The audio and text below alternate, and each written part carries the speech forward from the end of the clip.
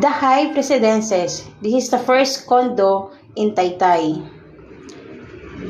They have a flexible payment terms, lifetime ownership, gawang mega wide, no hidden charges, high return on investment, and it is also a flood-free. Our units available here, we have a 1-bedroom, good for small family. Also, this is a pet-friendly.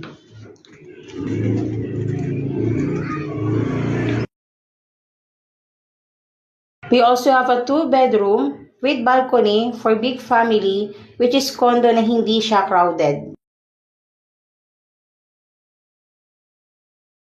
For amenities, we have also function room, gym, jogging path, walking path, adult pool, kiddie pool, pocket garden, and central park. Residents have 4 towers. We have a Tower A, Tower B, Tower C, and Tower D.